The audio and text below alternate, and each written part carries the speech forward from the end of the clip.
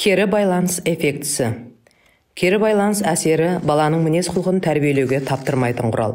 Мысалы, бір ата-ана мінезі нашар баласын айтып, мектеп психологына шағымданды делік.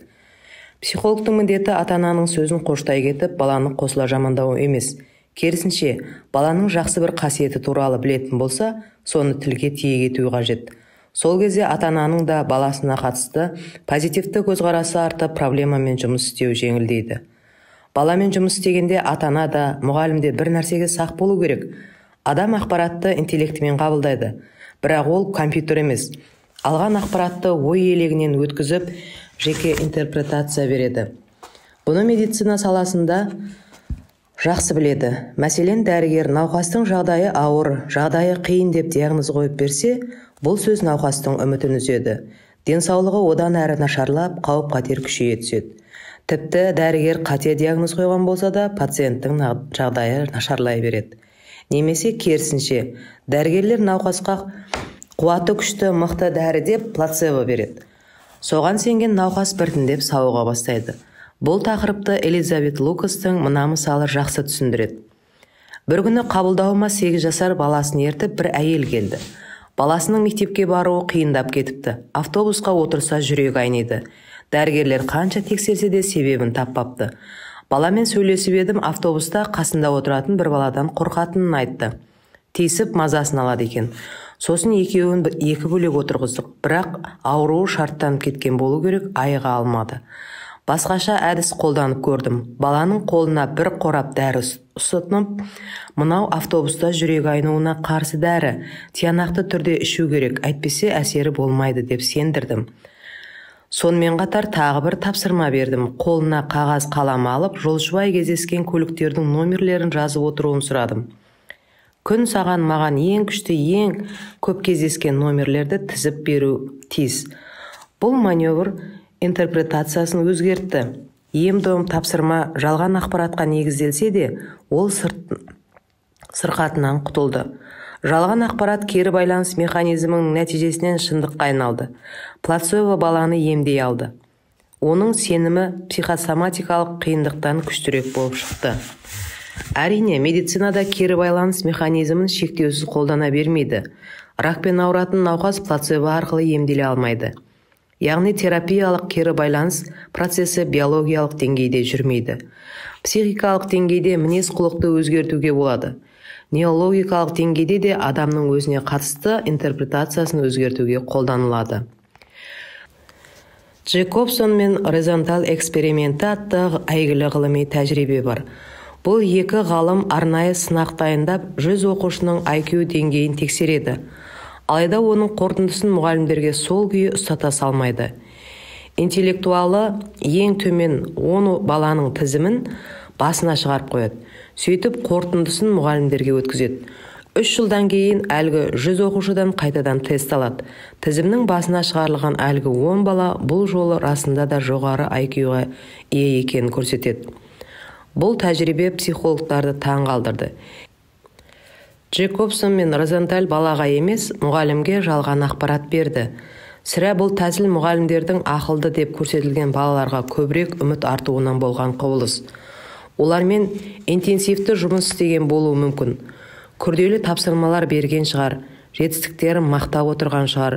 Жалпы алғанда оларға көбірек талап қойғаны анық. Ал оқушылар өздеріне үміт артылған соң, соны бейсаналы түрде ақтауға тырысып, бар күшін салған болу керек. Яғни кері байланыс механизмі іске қосылды. Бұл эксперимент қайткен күнде де шындықты айтуымыз керек деген қатаң түсінікті бұзды. Не айтсақ та, қалай айтсақ та үлкен жауапкершілікпен қарауымыз қажет деген ұстанымға бекіп алып, жағдайды одан әрі ушықтыра бергеннен гөрі, оның мәніне бір үңіліп алғанымыз абзал. Егер ол шындық баланың дамуына зиян келтіретін болса, оны шындық деп атаудың өзі күмәнді. Бұл ойда әйгілі Эдисонның бала кездегі оқиғасы да растайды. Бір күні 6 жасар Томас Эдисон мектептен келіп шешесіне мұғалімнің беріп жіберген хатын ұсынады. Шешесі хатты алып жылайды. Томастың неге жыладыңыз, не деп жазыпты деп сұраған сауалына. Сіздің кішкентай Томасыңыз өте зерек, алғыр бала. болашақта дана болатын азамат. Мұндай зерек балаларды оқытуға біздің мектептің қабілеті жетпейді. Сондықтан ұстаздық етуді өз қолыңызға алуыңызды сұраймыз деп жазыпты деп жауап береді. Арада талай жылдар өтіп шешесі қайтыс болады. Бала Томас бұл кезде ер жетіп, ата әлемге жайылып жатқан кез. Шешесінің шаң басқан жүктерінің ақтарып отырып, сол ескі хатты көзі шалады. Бір кездері мұғалімнің шешесіне жазған хаты екенін бірден таниды. Оқып қараса, балаңыздың ақыл есі дұрыс емес, біздің мектеп ондай баланы оқыта алмайды. Сондықтан үйде өзіңіз оқытуға тура келеді деген екен. Бұл жолы Эдисон жылады. Бірақ ол мұғалімнің тірлігіне емес, шешесінің даналығын ойлап жылады. Ата-ана мен мұғалімнің мойнына жүктелген жауапкершіліктің үлкені осы адам табиғатын қапсыз тани білу. Қазіргі қоғамда әсіресе психологтар тарапынан жиі жіберілетін бір қателік бар. Адамның қалыптасуына оның бала кездегі көрген қиянаттары мен шеккен азаптарының әсері тым жоғары бағалап жібереді.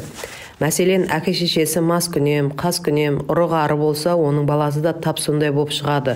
Оның дұрыс адам болып қалыптасуына мүмкіндік жоқ деген сияқты жаңсақ пікір деңдеп алған. Балалық шағы сондай жағдайда өткен осы бір тұжырымға сеніп қалады. Немесе сол стереотиптің артында жасырынып өмір сүреді. Өйткені бұл тұжырым оған жауапкершіліктен қашуға мүмкіндік береді. Нәтижесінде оның өмірі шынымен солай мәнсіз өтеді. Балалық шағын ата-анасын сылтау етіп, өзі де қылмыс пен қиянатқа құмар болады. Ал логотерапия ғылымы бұл детерминистік теорияны жоққа шығарады. Адамның балалық шағы қанша ауыр өтсе де, ата-анасы қанша жерден нашар болса да, олардың құндылық өндіруіне, мән игеруіне, мәнді өмір сүруіне мүмкіндігі бар. Құлпынай тәжірибесі немесе кесел көзқарас. Элизабет Лукас мынадай мысал келтіреді. Клиникамызға біраз бүлдіршіндерді алып тәжірибе жасап көрдік. Терапевт балаларды екі топқа бөлді. Әр топтың алдына үлкен тостақ толы құлпынай қойылды. Бірінші топқа жақсы піскен, жеуге жарамды құлпынайларды теруді, ал екінші топқа іріген, шіріген, жеуге жарамсыз құлпынайды сұрыптауды тапсырды. Осылай бірнеше күн қайталадық. Бұл тапсырма біткен соң құлпынай толы тостақты әрірек қойдық. Тостақта шамамен 80% жеуге жарамды құлпынай бар. Сосын мына құлпынайдың қаншасы жеуге жарамды, қаншасы жарамсыз деп сұрадық. Нәтижесі бізді таңғалдырды. Бірінші топ жақсы құлпынайдың пропорциясына дәл бағаланды. Ал екінші топ жарамды жемістің үлесін тым азайтып жіберді. Олардың пессимистік көзқарасқа ұрынғаны анықталды. Ғылымда мұны кесел көзқарас дейді. Бұл эксперименттен мынадай қорытынды жасаймыз. Балалар бірнеше күн қатарынан жеуге жарамсыз құлпынайды сұрыптаумен болды. Бұл әрекет олардың психикасының ауытқуына себеп болды. Күнделікті өмірде де солай.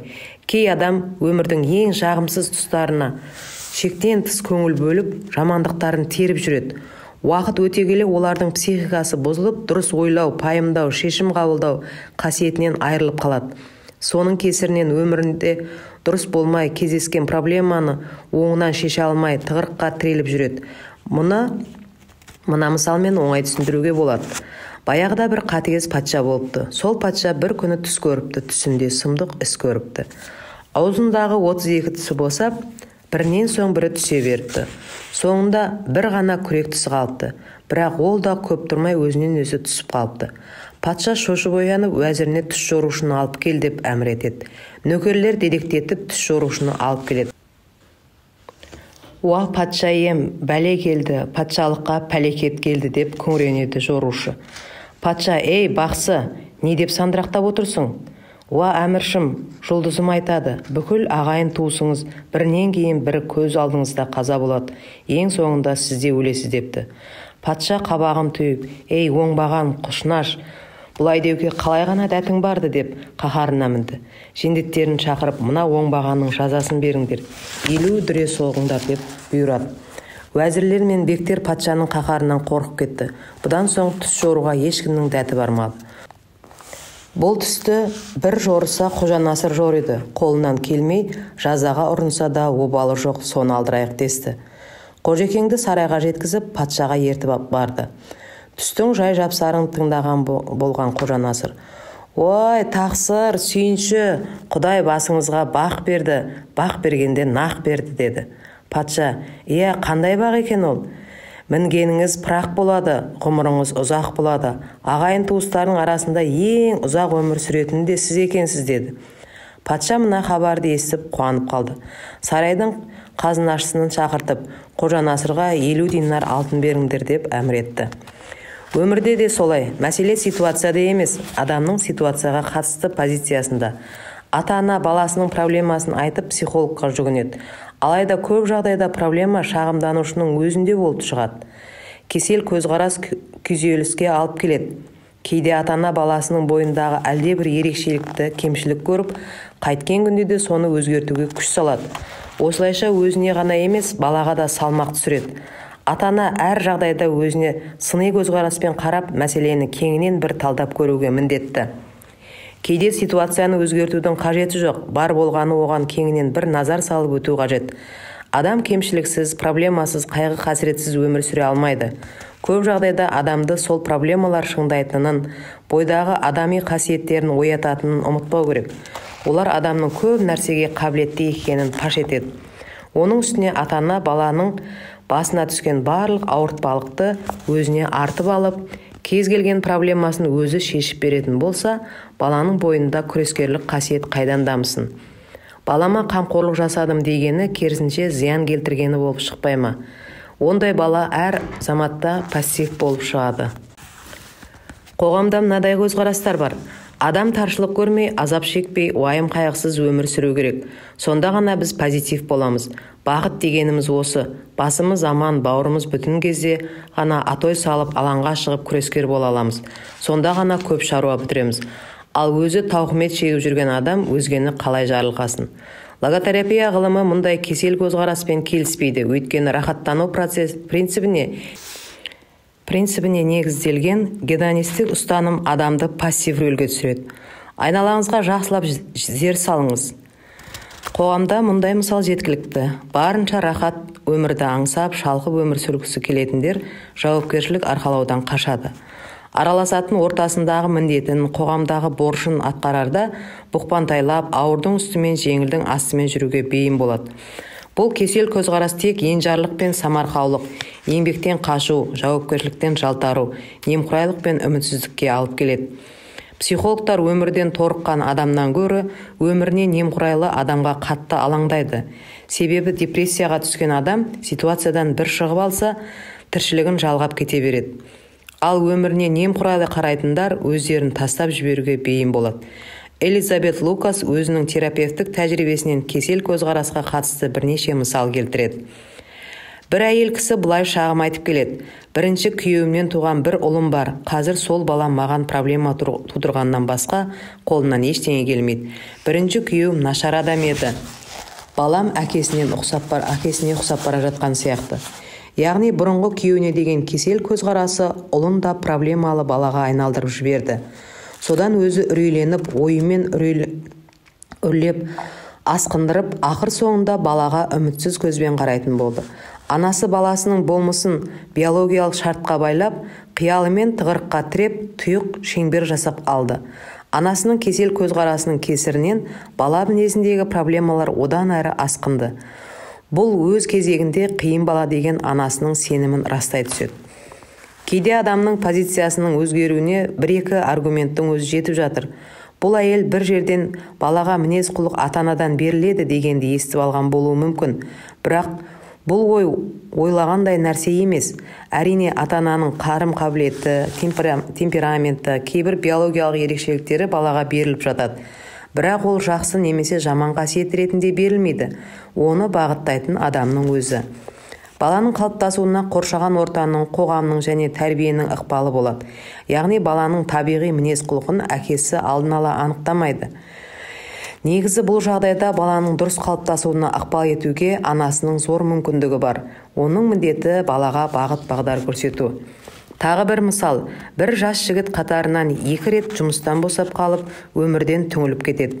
Әпке бауырларының қолы жеңіл, жолы ашық, ал мен болсам қырсық шалған адаммын. Үнемі жолым болмайды деді. Жұмыстан қуылуы оның жігерінің құм қылды. Бойдағы ерік жігерін пайдалана білсе, бұл дилеммадан құтылу мүмкін еді. Кейде дұрыс тұжырым жасау үшін адамға аргумент жеткіліксіз. 2 сәтсіздіктен кейін жігері құм болған әлгі жігітке дұрыс бағдар берілу керек. Кез келген адамның сәтті, сәтсіз күндері болады. Өмірдің кейбір кезінде тағдырдың тәлкегінен көз ашпайсың. Енді бірде басыңа кенет бақ қонғандай жолың ашылып сала береді. Алайда жұмыстан босап қалғаныңды тағдырдан көру қателік. Ондайда адам өзінің қарым-қабілетін қайта бағамдап, қолынан не келетінін анықтау қажет. Жүрегі қалаған істі ынта-шынтасымен беріліп істей алады. Ондай адам қай жерде де бағаланады. Адам күйбең тірліктің құрсауында жүріп, тар шеңберді пайымдайтын әдет табады. Басына түскен іске жан-жақтан қарай алмайды.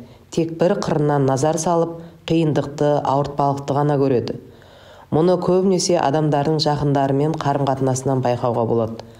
Осыған қатысты Лукастың терапевтік тәжірибесінен және бірнеше мысал беріп отырмыз.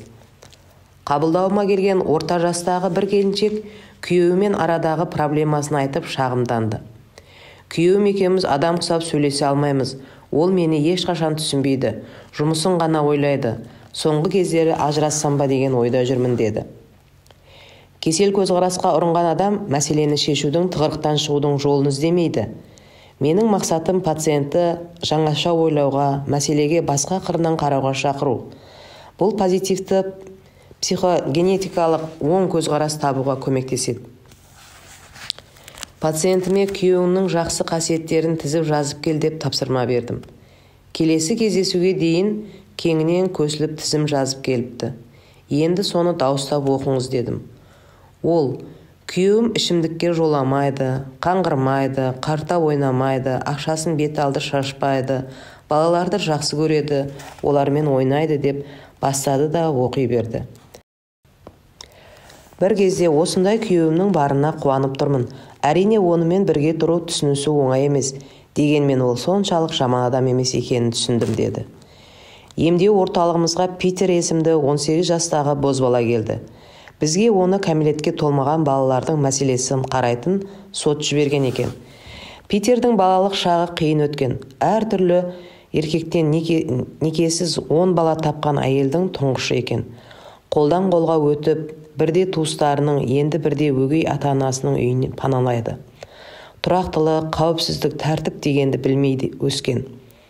Кейде маскүнем еркектердің қолына түсіп қалмау үшін түн ортасында төсегінен атып тұрып жертөлеге барып тығылады.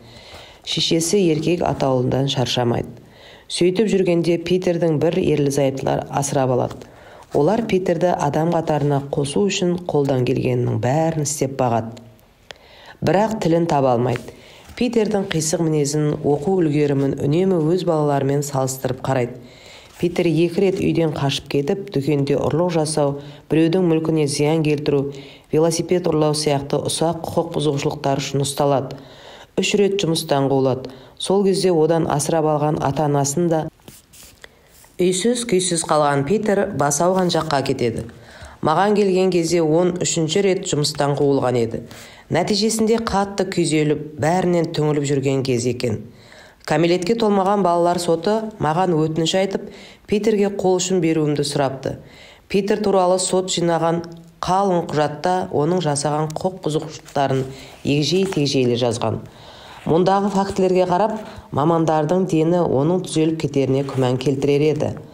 Басқаны былай қойғанда, Питердің өзі де тағдырына қолын бір сілтеп, ештеңемен күрескісі келмейді. Соған қарамастан ісім осы баламен болсын деп өзіме сөз бердім. Мына қалың құжаттағы сен туралы дәйектің бәрін ұмытамыз. Ешбірін негізге алмаймын. Адамның мүмкіндігі шексіз. Өмірдің жаңа белесін бағындыра аламыз.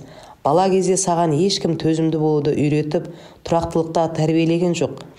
Бәрін басынан бастап үйренуге тура келеді. Бірақ оның бәрі өмірлік тәжірибемен келеді. Сәтсіздіктен сабақ алуға дайын болсаң болғаны, қалғанын өмір өзі реттейді. Өзге балалардың үйден алатын тәрбиесін, мектептен алатын сабағын сен өмірден өзің алғансың.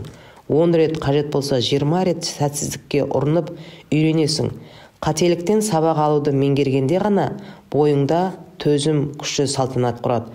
Бірақ ол үшін бар күшіңді салуың керек дедім. Питер мені зор ықыласпен тыңдады. Оған сенім артып тұрғаным қатты әсер етті. Көп ұзамай ойыншық сататын дүкенге жұмысқа тұрып, ынта ықыласымен кірісіп кетті. Бірақ еңбекке ебі жоқ еді. Жұмысынан тағы айырылып қалды. Бұл оның 14-ші сәтсіз әрекеті. Осылай тағы бірнеше рет талпынып көрді. 17-ші рет жұмыстан қуылған кезде бәріне қолын бір сілтеп, ақ жалау көтеруге шақ қалған болатын. Бірақ мен оны әрең дегенде тағы бір тырысып көруге көндірдім. Нәтижесінде ол гүл сататын дүкенге жұмысқа тұрды. Міндеті гүлді көліктен түсіріп, дүкенге апарып жайғастыру. Сосын сатылған гүлді үйге жеткізіп береді. Арасында қожайынның рұқсатымен гүл отырғызып та жүрді. Бір жылдан соң ол әлі сол жерде жұмыс істеп жүрді. Қожайыны оны шәкірт қылып алыпты. Енді ол өзінің осы бір жетістігін мақтан тұтты. Орта мектепте жіберіп алған кейбір сабақтардың орнын толтыру үшін кешкі мектепке барды.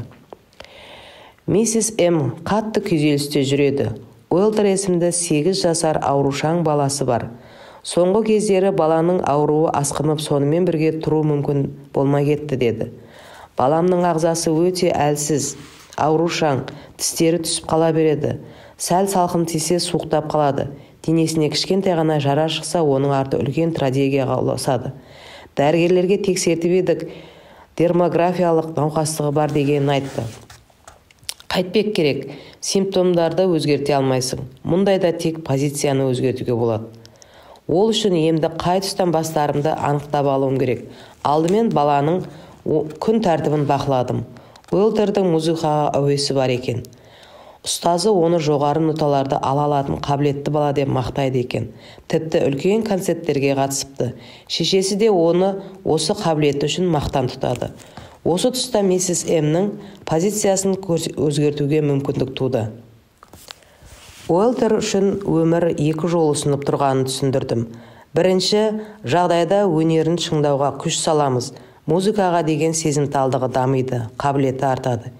Есесіне денсаулығы да әр нәрсеге сезімтал болады. Екінші жағдайда бойында ешқандай дарын, музыкалық қабілет болмайды. Өмірде мызғымас тұрақтылық болады. Ойлана келе миссис М. ұлының денсаулығына сезімталдықты музыкалық таланттың өтеуі деп қабылдай алды. Ол тіпті Уэлтер науқастанғанда көңілін табудың тиімді әдісін тауып алды. Баласы ауырып жылаған кезде өзі ән айта бастайды. Сосын Уэлтерге де қосылып ән салуды өтіндеді. Баласы ән айтқан кезде ауруын ұмыта бастайды. Бірақ когнитивті кері әсерлерді елеусіз қалдыруға болмайды. Бұл кері әсерлер көбінесе физиологиялық тұрғыдан анық көрінеді. Осыған байланысты 21 жастағы Инга деген қыздың оқиғасын айтып берейін. Инга біздің клиникаға 2 иығы салбырап, көзі шүңірейіп, жағы суалып, аяғын сүйретіп әрең кірді. Пальтосын зорға шешіп, орындықтың шетіне сылқ етіп отыра кетті. Қолдары қалтырап тұрды. Түсік жасатуға келіпті. Мына баланы туғым келмейді. Баланы бағып қағуға шамам жетпейді деді. Мен оның сөзін бөлмей мұқият тыңдадым. Өзіне келіп алуын үшін сұрақ қоймадым. Шошымасын деп қағаз қалам алмадым. Ол бірте-бірте есін жиып, басын көтеріп, еркін сөйлей бастады. Бірақ жарты сағаттан соң ол мені алаңдата бастады. Себебі детерминистік көзқарасқа салынып, кесел ойын тықпалап жатыр. Өз бетімше шешім қабылдай алмаймын. Ата-анам мен үшін шешімді ылғи өздері қабылдайтын. Оларға қарсы келмей айтқандарын екетпедім. Соның кесірінен өскенде не істеп не қою керектігін білмей қалдым. Олар әліге дейін мені кішкентай қыз көреді. Осының бәрі ата-анамның кінәсі деді. Бұл нағыз оңбаған кесел көзқарас. Әрине, әке-шешесі оған тым қатты үстемдік еткен шығар. Оған шектен тыс қамқор болған шығар. Егер ол ересек әйел ретінде тәуелсіз өмір сүре алмаса, өздігінен шешім қабылдамаса, балалығынан арылмаса, онда кесел көзқарастың кесірінен оның санасы өспей қалуы мүмкін. 50 жасында да санасы толысып есеюі неғайбыл. Себебі қатып қалған теріс көзқарасы оның кемелденуіне кедергі келтіріп тұрады. Қыздың физиологиялық нақты белгілері мыналар: шүңірейген көздер, терлей беретін қолдар, ретсіз қозғалыс. Осындай гиперневротикалық реакциялар кесел көзқарастың нәтижесінен туады. Ол кесел көзқарастың тықпалап жатқанда оны селқос тыңдап отыра беру жарамайды. Керісінше, мұндай кезде сократтық диалог тәсілін пайдаланып, оның көзін ашу керек. Сол кезде сонымен ата-анамның берген тәрбиесі мені тәуелді, дәрменсіз күйге түсірді деп санайсың ғой. Жарайды, егер қаласаңыз екеуміз осы мәселені талқылап көрейік. Оның түпкі тамырына үңіліп, себептерін табайық. Өз өміріңе иелік ете алмасаң, ешқандай жауапкершілік арқалай алмасаң, түсік жасатуыңа ешкім қарсы тұра алмайды. Бірақ жауапкершіліктен осылай қашып жүре берсеңіз, болашақта өміріңіз қалай болуы мүмкін, деп сұрақ қойдым. Ол ұзақ ойланып отырып қалды. Сосын, мәңгі қор болып өмір сүргім келмейді, не істесем болады, деп сұрады. Біз 2 сағат бойы сөйлестік. Сөйлескен сайын шүңірейген көздері жазылып, қолдары да дірілдеуін қойып тыныштала бастады. Мен, неге ата-анаңыз сізге артығымен қамқорлық жасады деп сұрадым. Ол себебі олар мені қатты жақсы көреді. Мінекей, ата-анаңыздың мейірім махаббатына бөленіп өссеңіз, онда сіз де біреуді сүйе аласыз. Балаңызға мейірім махаббат, ал сізге жауапкершілік арқалайтын ерік жігер керек. Қиын сәтте шешім қабылдап, жауапкершілік арқалаған сайын рухыңыз қайралып, шыңдала береді, күшейе береді. Ал қазір оңай жағына ойысып, жауапкершіліктен қашсаңыз, бұл сізге кейінірек ауыр зардабын тигізуі мүмкін, деп рухани күшін жұмылдыруға және өзіне деген сенімін нығайтуға тырыстым. Ең соңында түсік жасатуға берілген рұқсатнаманы қолына ұстатып, бір байламға келуді өзіне қалдырдым. Ол бірнеше күннен кейін клиникаға тағы келді. Бәрін ой елегінен өткізіпті. Түсік жасамайтын болыпты. Сосын мен онымен тағы 3 ай жұмыс істедім. Болашақ жоспарларын бірге талқыладық. Терапия соңында оның өмірге деген көзқарасы өзгерді. Өте байсалды, өзіне сенімді болды. Тезірек бөпелі болуға асықты. Ата-ананың нашар тәрбиесі деген түсініктің астарында кесел көзқарас жатыр. Жылдар бойы психологтар ата-ананың қателіктеріне көңіл бөліп келеді.